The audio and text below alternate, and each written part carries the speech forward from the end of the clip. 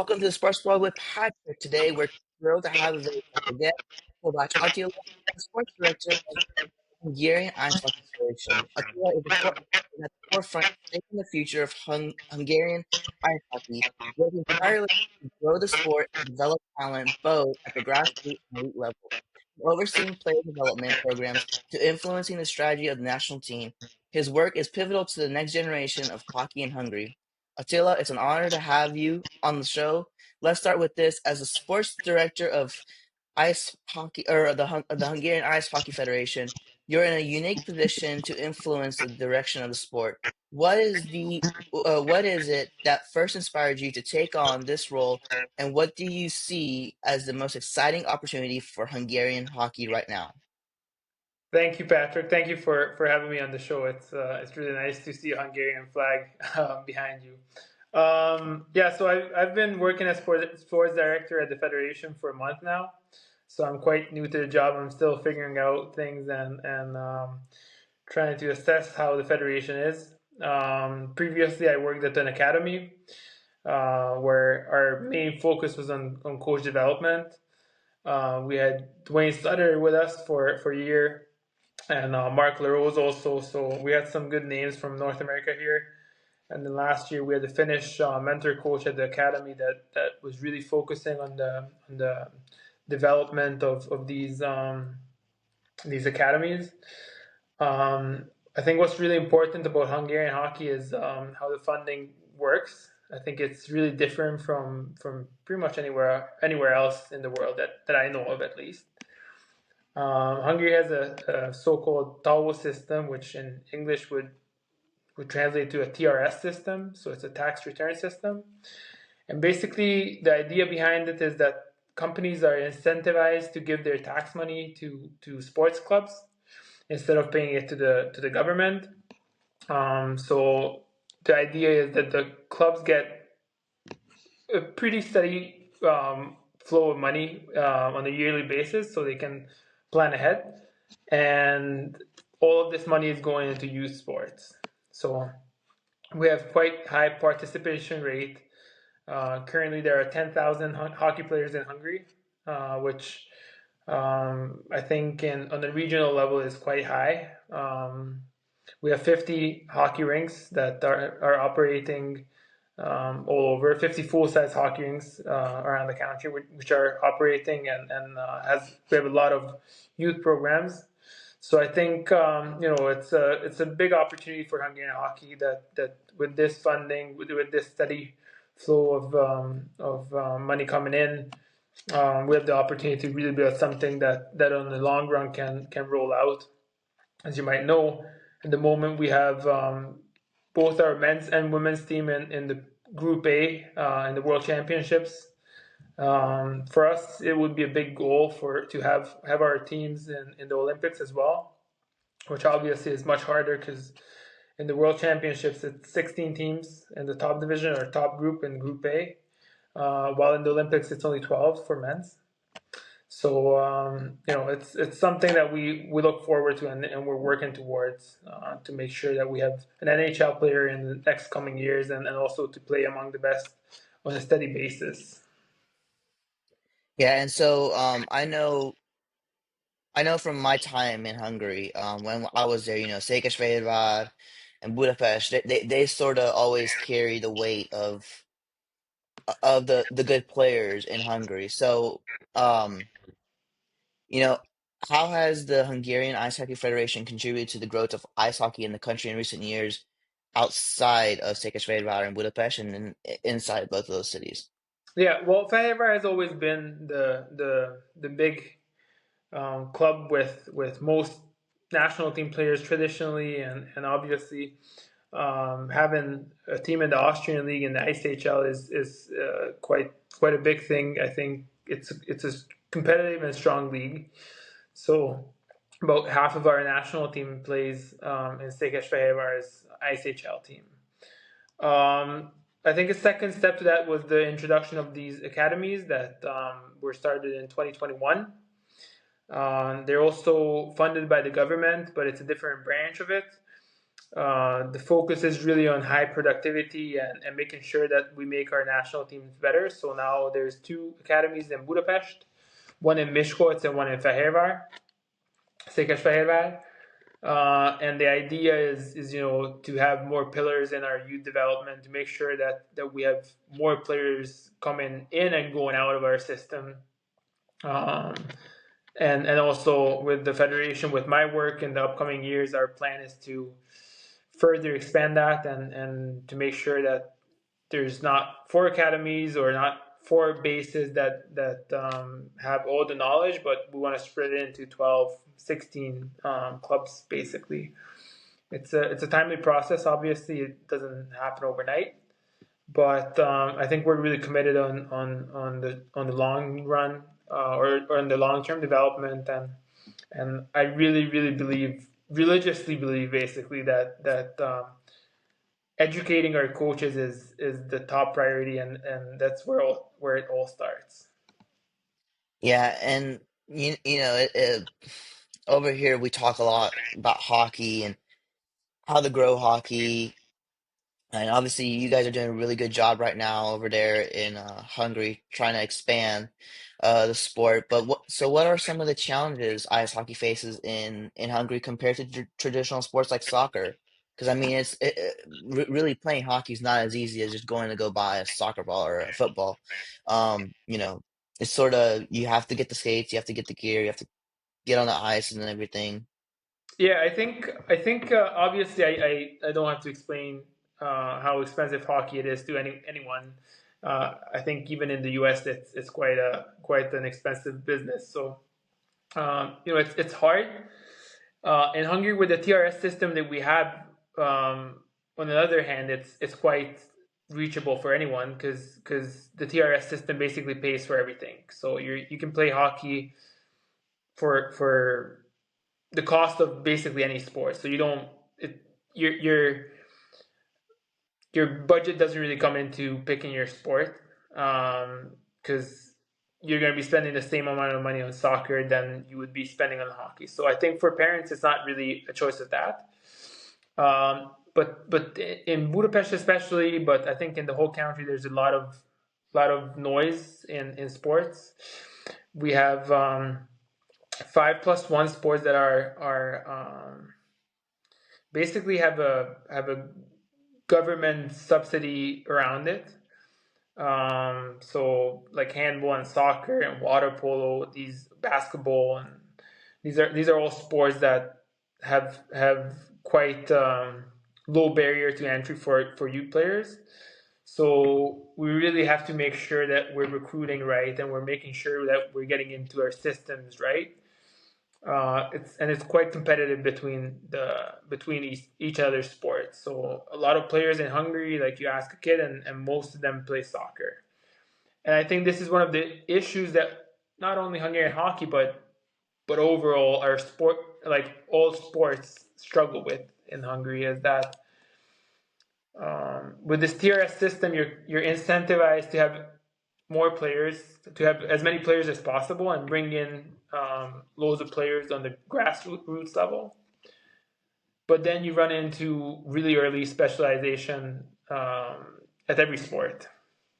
So it's not uncommon to see in Hungary that we have an 8 or 9 year old player that is a hockey player only.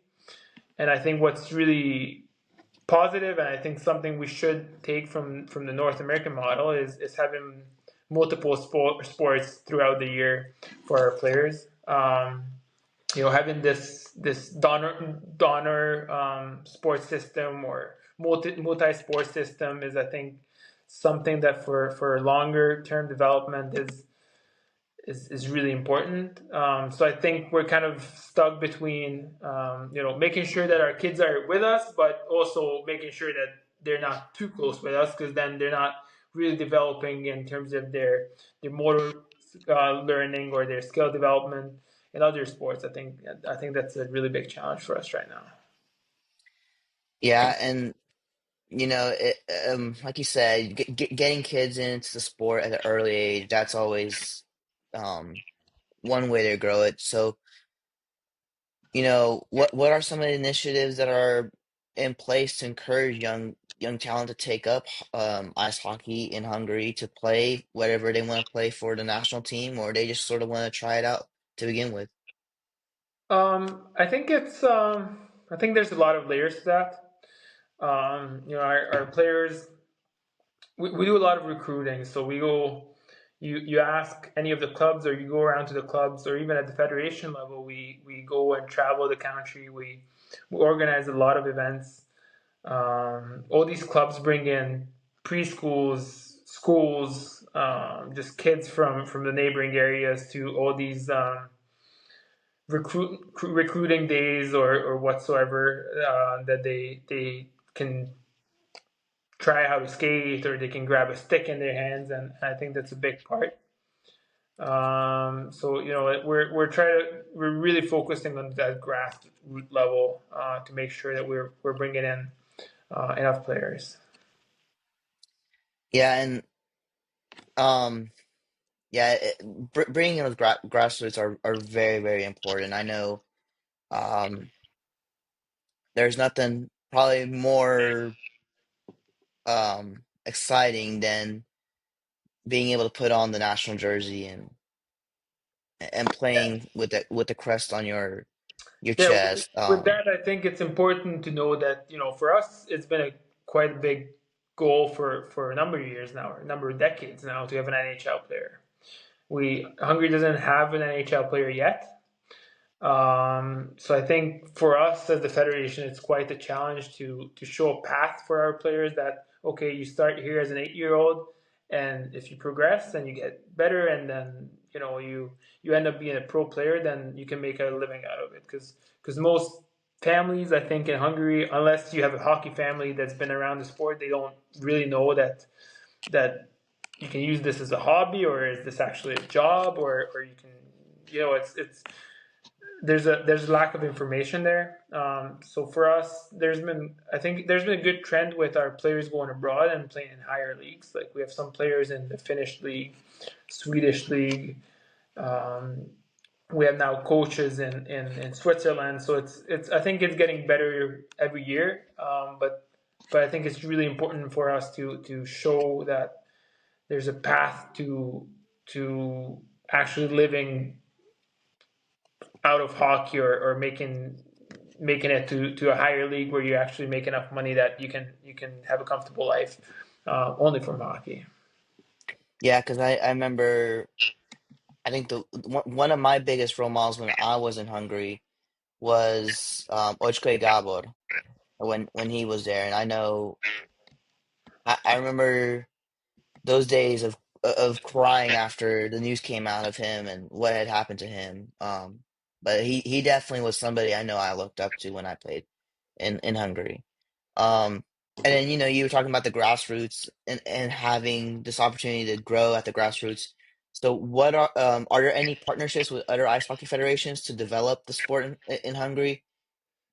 Mentioning Gabor, um, his name is actually worn on Székesfehérvár's Academy's jersey. Their academy's name is Ifjabbik Ocskai Gabor Academy. So I think he's been quite a big figure in our sports in Hungary, for sure. With cooperation, I think, as I said, there's kind of a lack of competition or due to the lower number of participants, there's a lack of competition. So for I think not only Hungary, but for all Central Eastern European countries, or Central European countries that are around us, cooperation is something that, if you don't do it, you're missing out too much. We have a really, really tight connection with Austria on the youth level. Our 18s and 20s, they play in a joint league, so they travel back and forth. I think that's a really good cooperation. Some players from Serbia are coming to Hungary also, that are also kind of helping us on the supply level. And then also, I think it's important to note that Transylvania, or politically what's called Romania now, their top teams play in the Erste League, which is the top Hungarian league. So there's 3 teams there that are playing in the Hungarian-based league, and I think that's an important cooperation because a lot of Transylvanian players or kids that grew up in hockey end up being in the Hungarian national team. So I think that's an important cooperation that we have. Yeah, and you know, having some of those teams there obviously is very important, including Oshkosh Gabor's the academy there in Székesfehérvár. So I know this last year, um, the both the Hungarian women and the men's team got promoted to the top division. So how do you evaluate the progress that the Hungarian national team has taken on the international stage from being able to get promoted from the 1A to the top division? Yeah, so Hungary's been promoted for the men's. They've been promoted 3 times already. This was our third time in last year in Bolzano. We've never been able to get promoted and next year stay up in or not get relegated in the Group A level. So our next goal obviously is to make sure that we stay there, and we don't only stay as one of these countries that we call the lifting countries that are basically going up and down all the time. But I think it's always positive for the sports because having a play in Canada or play in Finland is for the fans for sure. It's an interesting experience, and I think from a development standpoint also, showing that if you're 8 years old and you work well, you can play Canada in 15 years is quite a good goal to have in front of you. I think it's important to note that due to the war in Ukraine, Russia and Belarus is not in the Group A, so we have to be realistic with where we are, because if the war ended and those 2 countries came back, we would be down 2 in the rankings. But we have to seize the opportunity and live what we have. I think that it's really good feedback, and from our men's perspective, we have a really young team, one of the youngest teams we've had in the last 3 or 4 decades, actually. Now we have a Hungarian coach that's running that team as head coach, which I think is awesome, and that's something that we want to make sure that we keep that way. And like I said, we have some players in the top leagues in Europe from Finland or Sweden or our other countries, which I think is showing that we're getting competitive. Obviously, our one of the things we have to improve is depth. But I think the way our sport is moving, where intermissions and TV breaks are longer than they were before, Hungary might have a little advantage because Canada could always bring, or the US could always bring four lines that were the same level, and they wouldn't mind who was on the ice. With Hungary, obviously, we're a little front loaded. Our top lines can play in international level. Our bottom lines maybe are not as good at the international level, but it's something that we can, I think, certainly capitalize on. And so you were obviously talking there for a minute there about how, with Belarus and Russia being out at the moment because of the war, you sort of have to be realistic about where you sit in the tournaments. Um, I do sort of have this question because I don't remember if you guys have a World Juniors team. Yep. That's going to go to the World Juniors. But what are your long-term goals for the national team in international tournaments, beyond just staying in the top division? So yeah, at the youth level, we have under 20 and under 18 national teams, but we also have youth development programs that are under 19, 17, 16, 15. So basically all the way down on the verticum. I think the lower we go, the more competitive we are. Like as a trend, we can see that with the 16s, I think we're quite okay. Like even when compared to the international standards. With the 18s and 20s, we're in Division 1A, which means that we're top 18 in both levels. And I think they're like on the long term, we can see that those teams are really like it's a really tight group. It's 6 teams in those divisions, but we're really fighting. We would have a chance both with the 18s or the 20s to move up into the top division, which is only 12 teams. But as I said, how close that division is, there's always a chance to get relegated. So I think competition is quite close, and it's good for us because that's a great way to develop. So I think we're working there, and our players coming out of the academies, and a lot of them coming home from abroad, they're getting better. Um, with what our goal is with the national team, I think is the number one goal would be to get to the Olympics. Um, Hungary has quite a rich tradition in the Olympic Games, and it's quite important on the national level that the Olympics is a thing. Obviously, the Winter Olympics, I think, this is only my personal opinion, but I think they're in front of some big changes in the next coming years. But for us, if we could get a shot or get a chance to play there, it would be awesome. I don't think we're ready yet, but I think with development, with coaches development, we would have a solid chance in a 10-year spectrum. Yeah, and I did see, so I think it was this summer I did see, I'm not sure if it has opened yet, but there's that new rink opening up in Székesfehérvár, um, close to the Ocskai rink. So, how has the improvements of these facilities impacted the quality of hockey in Hungary?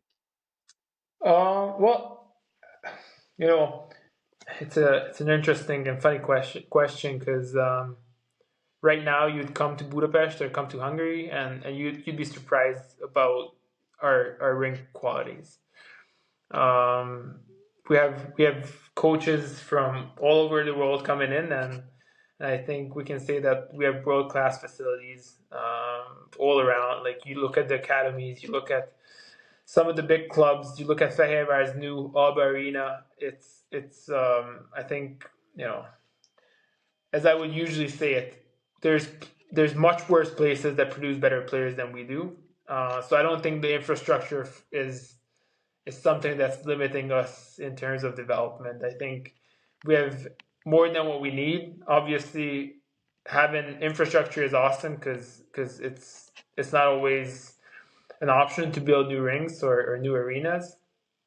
Now our job from a federation's perspective, I think, is to fill these with content, with meaningful content, and to make sure that the work happening in these nice facilities are as good as the surroundings.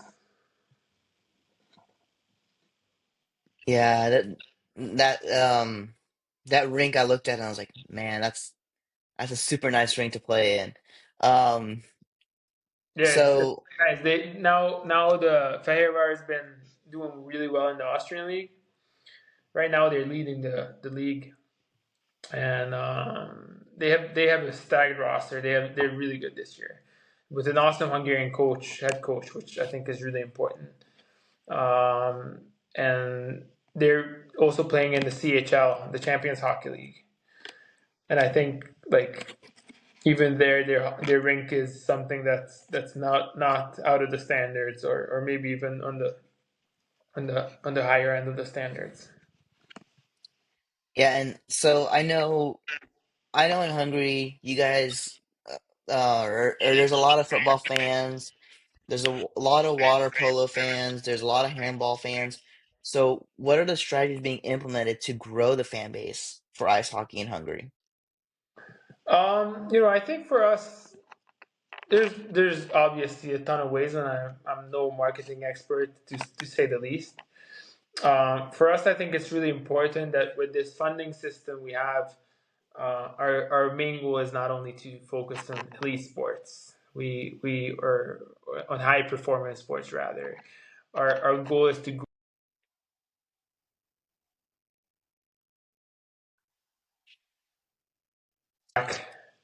So our goal is to make sure that we involve as many people in our sports as possible. We organize amateur leagues, we organize little kids leagues, and we try to spread the word about what hockey is. We think that the hockey, especially in Hungary, but I think all around the world, is quite a nice social status, and we're trying to build off of that because I think hockey fans and hockey in general is a really friendly atmosphere.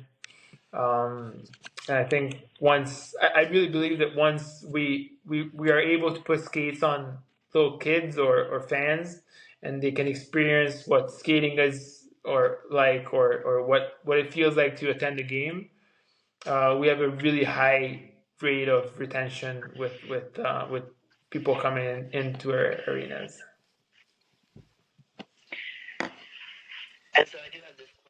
And so I do have this question. So I do know that the World Junior Showcase gets hosted every year here in the United States at USA Hockey Arena. So I did want to know that what is the federation's vision for ice hockey in Hungary over the next 10 years and possibly even joining the World Junior Showcase one of these summers? So us with our youth teams, we typically attend the Super Challenge in Kárstad, which is quite a good tournament in August also. We also have the last couple of years we've had Team USA and Hockey Canada with their youth teams in Budapest as a kickoff in August.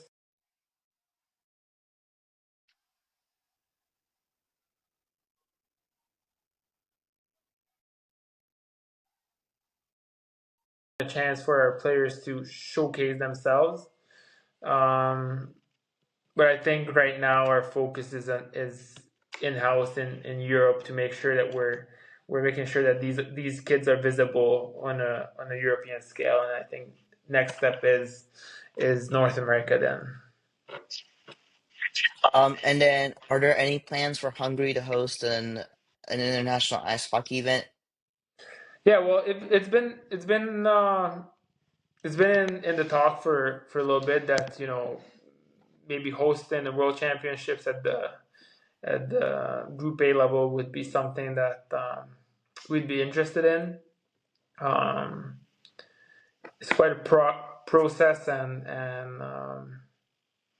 right now the 2029 World Championships is still looking for a host. That's something that we're trying to evaluate and see if it's feasible or not. But one of the cool things we've done the last couple of years is hosting Team Canada for the World Championship preparation in Budapest. I think it's been awesome that we've been filling the MVM Dome, which is an 18,000 seat arena. It's for fans. It's awesome to see hockey just grow and see Team Canada competing against the Hungarian national team. And also, I think for the Canadian friends of ours, after a long NHL season, coming into Budapest and having a couple of days off, playing a preparation game for the Worlds, and enjoying the city is something that I think is something they've been really, really enjoying. So we hope to have them back for as long as possible. Yeah, yeah, that's definitely a good one. So, for all our Hungarian listeners, we're about to switch over to Hungarian. All right. Szóval, hogy kezdjük el ezt most a magyar oldalat. Üdvözlöm Önöket a Sportvilág a Patrik podcasten mai adásában. Nagyon öröm számunkra, hogy egy igazán különleges vendéget köszönhetünk.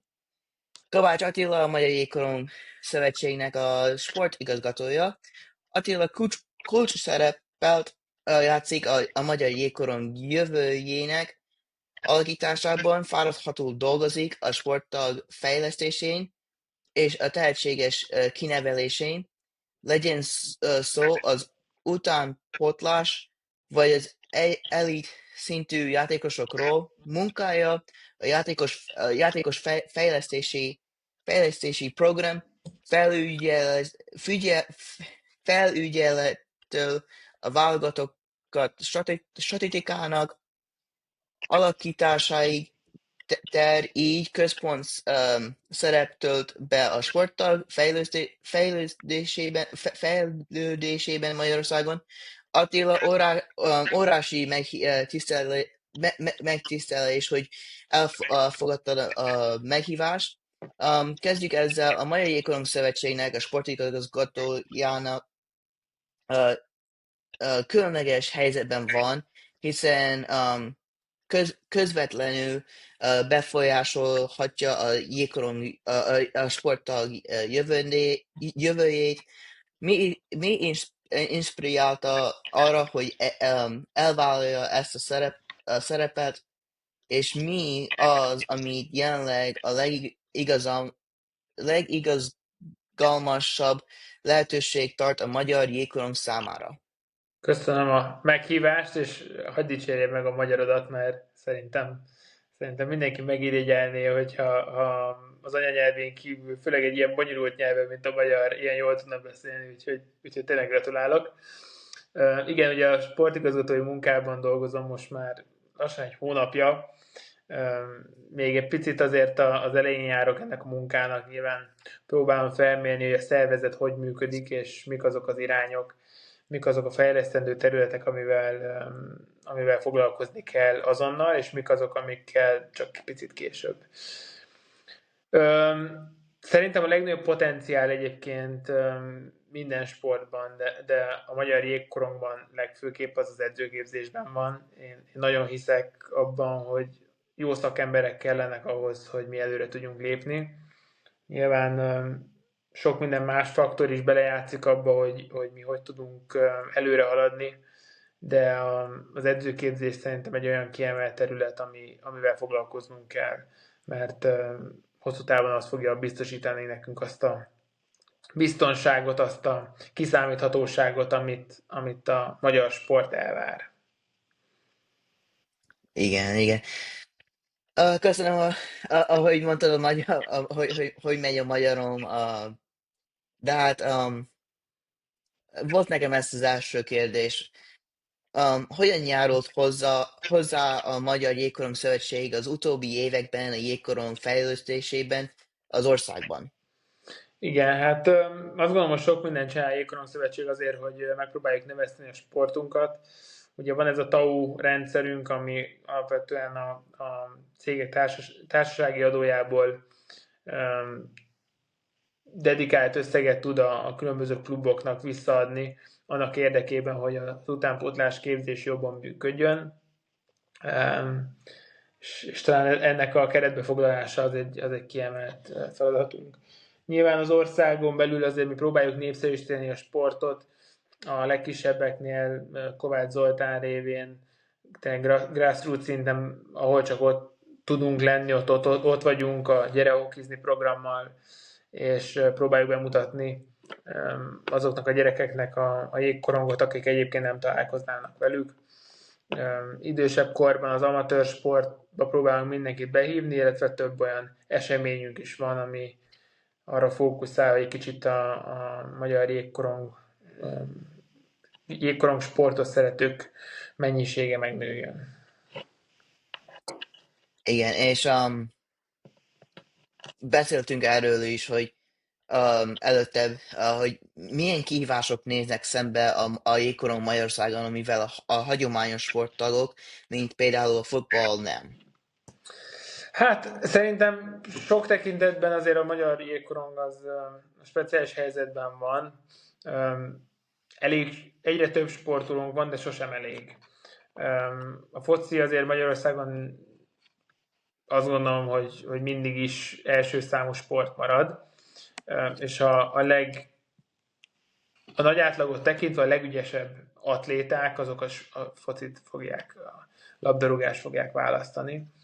Úgyhogy szerintem fontos feladatunk az, hogy tényleg megszólítsunk minél több játékost, és ezáltal egy pici versenyhelyzetet, vagy több versenyhelyzetet alakítsunk ki. Nyilván ez az a terület, amivel a legnehezebben tudunk versenyezni. A skandináv országok, vagy Észak-Amerikában olyan verseny van, hogy organikusan a sportolók úgy fejlődnek, amiért nekünk sokkal többet kell dolgoznunk. Szoktam mondani, hogy Kanadában valószínűleg, hogyha nem lenne egyetlen egy edző, és sosem lett volna egyetlen egy edző sem, akkor is jobbak lettek volna, mint mi. Nyilván ez azért van, mert annyira sok sportoló van, hogy ennyire sokból mindig lesz 22 darab, aki kiemelkedő. Nekünk sokkal jobban kell fókuszálni arra, hogy egyéni szinten hogy képezzük a játékosokat, és ameddig más országok megengedhetik azt, hogy elengedjenek egy sportolót azért, mert nem olyan a hozzáállása, vagy éppen valami úgy alakul, addig mi nem tehetjük ezt meg. Mi szeretnénk azt, hogy mindenki jégcsarnokban maradjon, és mindenkinek megadjuk a lehetőséget arra, hogy profi sportoló lehessen. Szóval itt Amerikában találkoztam egy pár játékosokkal, most a podcasten is próbálom hozni magyar játékosokat a podcastre, de hát megtalálkoztam az Emma Kresztel és a Zsófia Parazmadival, és volt egy másik játékos, nem emlékszem, hogy mi a neve most pedig, szóval tudod, ők nagyon fiatalon jöttek be a sportba, szóval milyen kezdemények vannak a fiatal tehetségek a jégkorong irányati érekeződőségnek zerére, bocsánat, a Magyarországon. Igen, hát azt gondolom, hogy talán nekünk a legfontosabb az az, hogy egy jövőképet tudjunk mutatni nekik. Hogy lássák azt, hogy ha jól sportolnak és mellett jól tanulnak, akkor például egy NCAA-es egyetemre odaérhetnek, vagy esetleg az NHL-ben játszhatnak. Nyilván nekünk még az első NHL-es hiányzik, és ez szerintem egy kiemelt célunk kell, hogy legyen a következő években, vagy következő évtizedekben, hogy mi kineveljünk egy NHL-es játékost. Úgyhogy talán ez a legfontosabb feladatunk, hogy ösztönözzük a játékosokat, hogy lássák, hogy hol a cél és hova tudnak elérni, és azt gondolom, hogy akár a saját fiaimnál az egy egészen jó cél, hogy egy amerikai ösztöndíjat kapjanak egy jó egyetemen, mert tényleg annyira sok mindent tudnak kapni a sportból ezáltal, amit egyébként meg mástól nem tudnának megkapni szerintem. És vannak együttműködések más nemzetközi jégkorong szövetségekkel a sporttal fejlesztésében érdekében Magyarországon? Igen, nyilván egészen sok szövetséggel dolgozunk együtt. Közép-kelet-európai országként, ha nem tennénk, akkor nagyon nehéz dolgunk lenne. Ausztriával van egy egészen szoros együttműködésünk utánpótlás szinten. Azt gondolom, hogy ez amennyire nekünk is előnyös, és tervezünk is hosszú távon azzal, hogy mi közösen tudjuk nevelni a fiataljainkat. Egészen sok sportoló érkezik Szerbiából egyébként, nagy részük egyébként magyar szülőktől származnak, tehát hogy valamilyen magyar kötődéssel, illetve ugye a székely sportolók is nagyon nagy számban vannak jelen a magyar rendszerben, magyar UP rendszerben, vagy akár az Erste Ligában ugye 3 csapat is van, aki Romániából utazik át Magyarországra ezekre a meccsekre.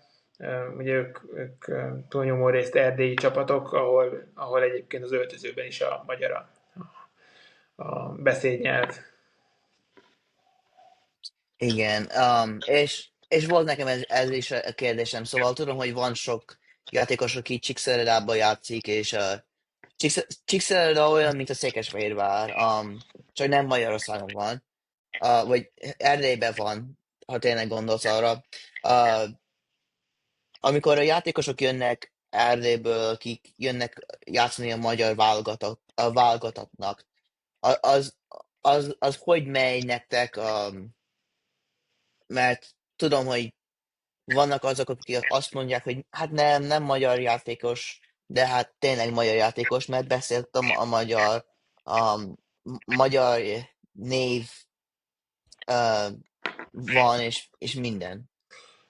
Hát nyilván olyan szempontból nehéz helyzetben vannak ezek a sportolók, hogy viszonylag fiatal korban el kell dönteniük, hogy ők melyik válogatottságot szeretnék választani, és hogyha esetleg az egyik irányába döntenek, akkor legalább 3 évet kell várniuk, még a másik országban tudnak játszani a válogatottban.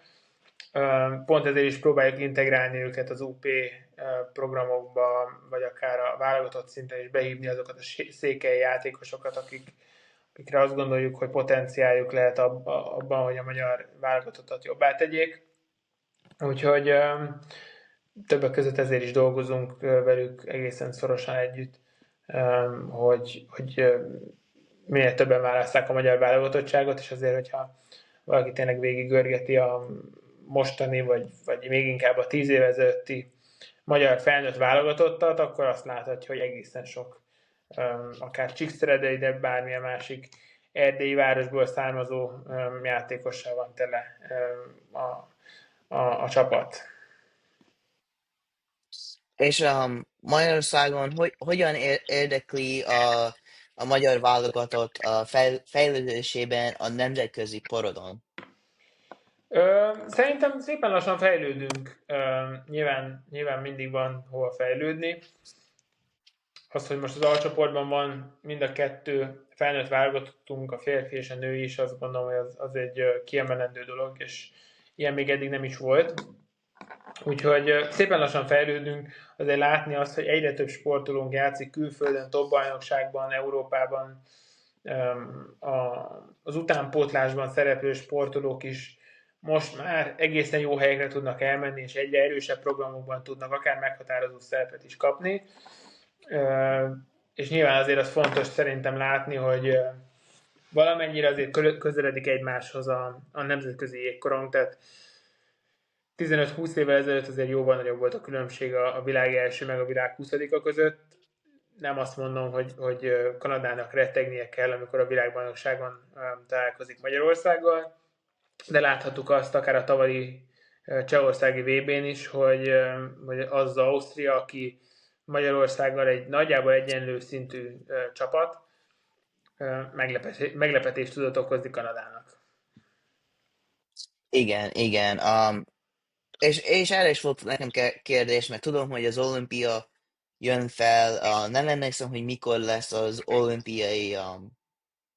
A fiúknak már volt augusztusban, ott sajnos nem sikerült kijutnunk, a lányoknak pedig februárban lesz az olimpiai selejtező utolsó köre, tehát hogyha ott sikerül 3 győzelmet összeszedniük, akkor olimpiai résztvevők. Az nagyon jó lesz, ha a lányok, és nagyon remélem, hogy meg fog történni, hogy a magyarok lesznek az olimpián a női oldalán, mert szerintem az ember, a csapatok a világon nem vannak készen még. Nem gondolkoznak sokat, hogy Magyarország ez valami lesz, és lesz valami a Magyarország. Azt megmondom neked. Szerintem ez jó hallani, szerintem egyébként a női válogatottunk tényleg tud meglepetést okozni. Szintén nem gondolom azt, hogy mondjuk az amerikai vagy a kanadai válogatottak rettegnie kell a magyar csapattól, de az biztos, hogy ha nem állnak készen, akkor most már olyan játékerővel rendelkezünk, hogy izgalmakat tudunk okozni. Igen. És akkor, ahogy beszéltünk a tornákról, mi a magyar válogatottnak a leghosszúbb szélja a nemzetközi tornákon? Hát alapvetően az, hogy fennmaradjunk az alcsoportban, és ne liftező ország legyünk, azt gondolom, hogy az első cél, ami megugorható. Ugye a férfi oldalon utána az olimpia következik, ami a legjobb 12 országot jelenti. Nyilván kiélezett a verseny, és még nem gondolom, hogy ott tartunk, de ez is egy olyan cél, azt gondolom, amit ki kell, hogy tűzzünk akár 2030-ra. Illetve események terén az, hogy például a világbajnokságot Budapesten játszhassák egyszer, az szerintem egy olyan cél, amivel foglalkoznunk kell szövetségi szinten. És akkor tudom, hogy az Alba Volán a Székesfehérváron csak most kapott egy új jégcsarnok. Szóval hogyan befolyásolta a lehetősítmény fejlesztés a jégkorong minőségnek Magyarországon? Igen, hát sok külföldi szakember jár Magyarországon, akiknek nyilván megmutatjuk a létesítményeket, és azt gondolom, hogy egyébként sokan egészen meglepődnek azon, hogy milyen létesítményeink vannak. Jelenleg 50, nagyságrendileg 50 fedett jégcsarnok, szabályméretű fedett jégcsarnokunk van az országban, ami azt gondolom, hogy egy akkora országnak, meg annyi sportolónak, mint Magyarország, bőven elég most ebben a pillanatban. Úgyhogy létesítmény terén jól állunk, és ahogy mondtam, ennél sokkal-sokkal rosszabb helyeken is neveltek fel sokkal jobb játékosokat, úgyhogy a célunk az az, hogy tartalommal meg tudjuk tölteni ezeket a jégcsarnokokat, amikből most már egészen sok van, és sok szép van. Igen, és a Székesfehérváron tudom, hogy az ifjai Ocskai Gábor jégcsarnok ott van. Az még megmaradt az Alba Volán az új jégcsarnokkal? Hát ugye van az új jégcsarnok, amit Alba Arénának hívnak, ami egy gyönyörű csarnok, pont holnap megyek egy mérkőzésre oda egyébként. Megmaradt a régi csarnok is, az ifjabb Ocskai Gábor jégcsarnok. Ott jelenleg most az ő nevét viselő akadémia működik, akinek szintén van felnőtt csapata, aki az Erste Ligában versenyez. És akkor milyen stratégiákat alkalmaznak a jégkorong szurkoló táboroknak a bővítésére Magyarországon ott, az, hogy a játék nagyobb lesz ott Magyarországon? Hát alapvetően sok minden, nyilván nem én vagyok a szakértő a marketing terén, úgyhogy arra van más, aki sokkal pontosabb választ tud adni. Mi sportszakmai szempontból arra próbálunk fókuszálni, hogy minél több embert behívjunk a jégcsarnokba, és minél több ember kipróbálhassa a sportot. Hiszünk abban, hogy aki egyszer kipróbálja, vagy egyszer eljön egy csarnokba, és látja, hogy miről szól, és milyen a közegünk, az hosszú távon itt is ragad. Úgyhogy próbálunk bevonni minél több embert alapvetően. És van nekem ez is egy kérdés, hogy elfelejtettem megkérdezni.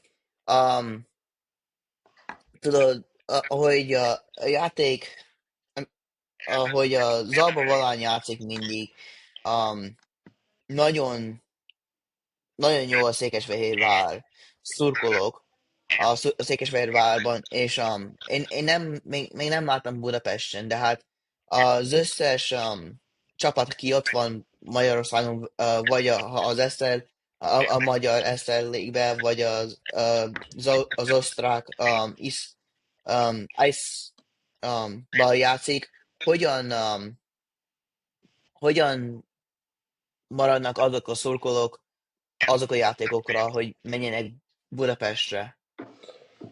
Hát ez nehéz kérdés Fehérvárnak az, hogy ők ugye az ICH-be játszanak, az nyilván egy szurkolói bevonzás tekintetében egy nagy előny, mert az ICH-re sokan kíváncsiak.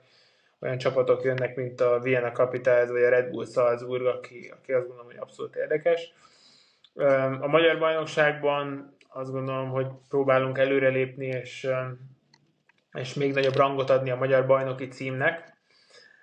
Szoktunk tartani egy szuperkupát, ahol a Alba Volán, illetve a Fehérvár szokott összecsapni, és a legjobb magyar csapat a magyar bajnokságból. És nyilván változó eredményekkel, de azt gondolom, hogy az Erste Ligának a nézőszáma is szépen lassan elkezdett emelkedni. Bízunk benne, hogy a következő években azért tovább tud emelkedni. De azért nyilván a magyar jégkorongnak nincsen egyszerű helyzet olyan szempontból, hogy azért a sportpiacán, a magyar sport tekintetében a magyar piac az igazán telített. Tehát tényleg annyira sok csapatsport van minden városban gyakorlatilag, hogy az emberek választaniuk kell, hogy mire mennek, és nem egyértelmű az, hogy ha te Budapesten vagy, akkor jégkorongot nézel, és Miskolcon meg kézlabdát, mert mind a két városban van 10-10 csapat, akinek tudsz szurkolni.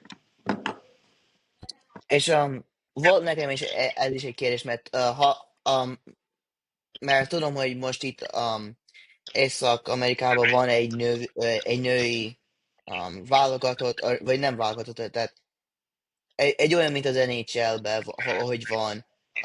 Szóval nem tudom, hogy Magyarországon van-e még, de jön egy, egy női nagy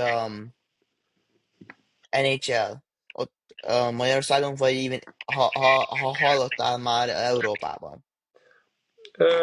Hát, hogy őszintén nem tudom. Biztos, hogy sportolói szinten tőlünk azért sok fiatal sportoló pallérozódik most már egyre jobb helyeken külföldön, vagy akár Magyarországon is a fiúk között vannak, akik egészen akár U16-ig tudnak játszani, úgyhogy biztos vagyok benne, hogy a következő években is lesznek olyanok, akik feltűnnek itt akár a PWHL-ben, vagy a európai topligákban. És akkor volt nekem ez is a kérdés, hogy a szövetségnek a jövőképe a magyar jégkorong számára a következő 10 évben mi a nagy gondolat, hogy a Magyar Jégkorong Szövetségnek? Hát rövid távú célként a női csapat olimpiára való kijutása, ami azt gondolom, hogy egy jó cél, és az egész elérhető is.